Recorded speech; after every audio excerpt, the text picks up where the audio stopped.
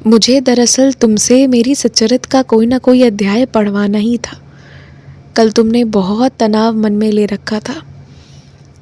तुम क्यों इतने ज्योतिषों के पास जा जाकर इतनी तरह तरह की चीज़ें पूछ रहे हो? जब मुझे तुम्हें ज्योतिष विद्या से भी मदद दिलवाना था या किसी भी रूप में मदद दिलवाना होता है तो वो अपने आप आता है, तुम नहीं जाते उस चीज़ के लिए। पर अभी चीज़ें अपने आप नहीं आ रही है, तुम जा रहे हो बार बार।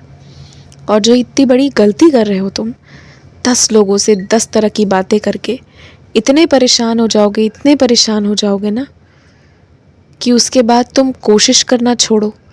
सांस लेने में भी घबराओगे कि सांस भी लेना चाहिए या नहीं। क्यों ऐसा कर रहे हो? क्या तुम्हें मेरे ऊपर भरोसा नहीं है? तुम्हारे जीवन में बहुत चीज़ें जो तुम्हें प्राप्त है ना, जिसे तुम आराम से उपयोग कर पा रहे हो, ये सब लिखी ही नहीं हुई थी। जितनी भी अच्छी चीज़ें तुम्हें मिली हैं वो मेरी आशीर्वाद से मिली हैं।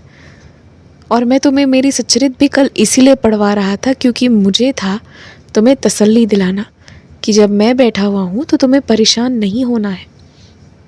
एक एक करके सारे काम बनते चले जाएंगे, कोई दिक्कत नहीं होगी, कुछ नहीं होगी। तुमने जिस इंसान को कुछ पैसे उधार में दिए थे, तुम्हें मुंह खोलकर उससे पैसे मांगने ही नहीं है। तुम बैठे रहो, मैं तुम्हारे पैसे निकलवाऊंगा। मैंने तुमसे कहा था कि तुम उसके लिए मेरी सच्चरित के 2 अध्याय अलग से पढ़ो, तुम्हारे पैसे आ जाएंगे, पर तुम नहीं कर रहे थे। इसीलिए कल मैंने तुमसे ज़बरदस्ती मेरी सच्चरित का 1 अध्याय पढ़वाया है। और जो अध्याय तुम एकदम से पढ़ गए ना कल रात, वही अध्याय तुम हमेशा पढ़ा करना जब भी तुम्हें जीवन में कभी भी लगे कि कोई कठिनाई का सामना करना पड़ रहा है। और मैं तुमसे अभी साफ शब्दों में कहता हूँ, तुम्हें कभी भी किसी भी चीज़ का तनाव नहीं लेना है।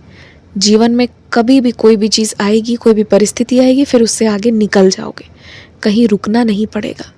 ये बात पक्के की है।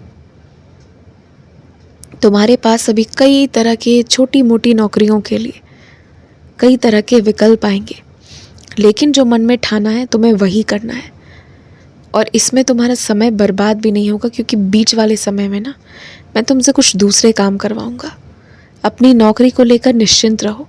जिन लोगों ने भी कहा है या बताया है तुम्हें कि तुम्हें अच्छी नौकरी नहीं मिलेगी, इसी साल जब तुम्हारे हाथों में नौकरियां होंगी ना, तब वो ताज्जुब करेंगे। तुम देखते तो जाओ मेरी लीलाएं।